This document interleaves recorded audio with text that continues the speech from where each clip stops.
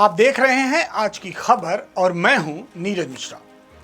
भारत के chief of defence staff general Bipin Rawat ने कहा है कि चीन के साथ अगर बातचीत फेल हुई तो भारत के पास सैन्य विकल्प मौजूद है। रावत ने स्पष्ट रूप से कहा है कि पूर्वी लद्दाख में चीन पीपुल्स लिबरेशन आर्मी द्वारा किए गए अतिक्रमण से निपटने के लिए भारत के पास एक सैन्य विकल्प मौजूद है, लेकिन इसका इस्तेमाल तभी किया जाएगा जब दोनों देशों की सेनाओं के बीच बातचीत और राजनयिक विकल्प निष्फल साबित हो जाएंगे। जनरल रावत ने कहा कि वास्तविक नियंत्रण रेखा यानी कि एलएसी पर अतिक्रमण या सीमा उल्लंघन उस क्षेत्र की अलग अलग समझ पर होता है। डिफेंस सेवाओं की जिम्मेदारी होती है कि वो एलएसी की निगरानी करें और घुसपैठ को रोकने के लिए अभियान चलाएं।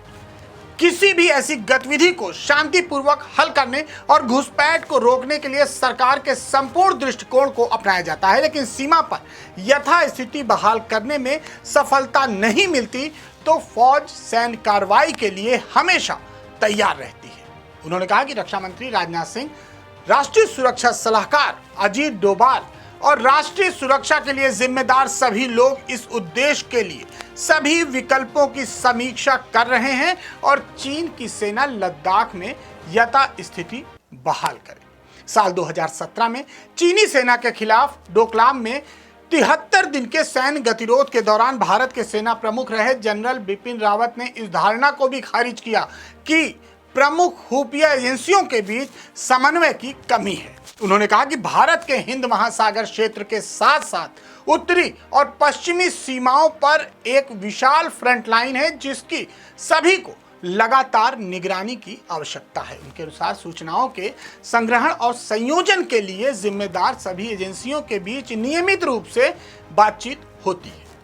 उन्होंने कहा कि मल्टी एजेंसी सेंटर हर रोज बैठकें कर रहा है जिसमें लगातार लद्दाख या भारतीय जमीन के किसी अन्य टुकड़े की स्थिति को लेकर बातचीत होती है। इसके पहले 11 अगस्त को बिपिन रावत ने एक संसदीय समिति को बताया था कि भारतीय सेना वास्तविक नियंत्रण रेखा पर लंबे वक्त तक चीन का मुकाबला करने और सर्दियों के दौरान पूर्वी लद्दाख क्षेत्र में तैनाती के लिए तैयार है। उन्होंने कहा था कि दोनों पक्षों के बीच तनाव कम करने में अधिक समय लग सकता है, लेकिन हम हर स्थिति का सामना करने के लिए तैयार हैं और लद्दाख में इसके लिए पूरे इंतजाम कर लिए गए हैं। तो बिपिन रावत ने चीन को 2 टूक शब्दों में जवाब दिया है।